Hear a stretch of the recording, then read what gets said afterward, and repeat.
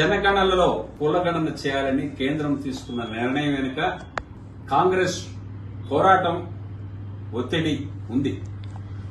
తెలంగాణలో అధికారంలోకి వచ్చిన కొద్ది నెలల్లోనే నిర్ణయం తీసుకుని సుమారు 50 రోజుల పాటు 1.3 లక్షల మంది ఎన్యూమరేటర్లను కులగణన నిర్వహించారు.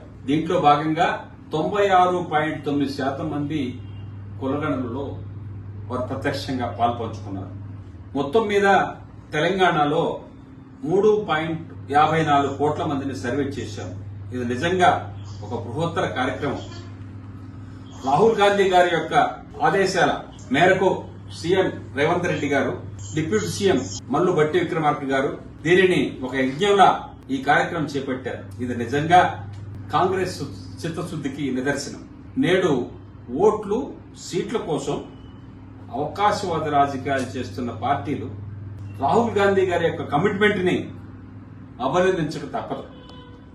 నిజానికి మన దేశంలో బ్రిటిష్ హయాంలో 1931లో చివరిసారిగా జనాభా లెక్కలతో పాటు కులగణన నిర్వహించారు. స్వాతంత్ర్యం తర్వాత 1951లో నిర్వహించిన జనగణనలో కులగణను తొలగించారు. సామాజిక న్యాయం కోసం కులగణన జరిగి తీరాల్సిందేనని రాహుల్ గాంధీ గారు ఎంతో పెద్ద ఎత్తున ఉద్యమం చేశారు. గత 2 పర్యాయాలు బీజేపీ ప్రభుత్వం ఉన్నప్పటికీ నిమ్మకు నీరెత్తినట్టు కూర్చుంది.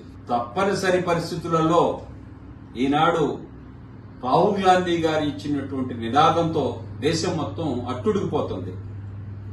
దానికి నిదర్శనం తెలంగాణలో మాట ఇచ్చిన ప్రకారంగా కులగణన చేసి చూపించినటువంటి ఘనత మన ముఖ్యమంత్రి వర్యులు రేవంత్ రెడ్డి గారికి దక్కింది.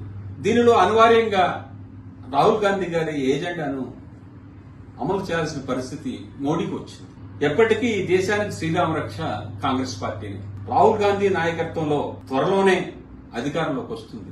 రాహుల్ గాంధీని ప్రధానమంత్రిగా మనం చూస్తాం.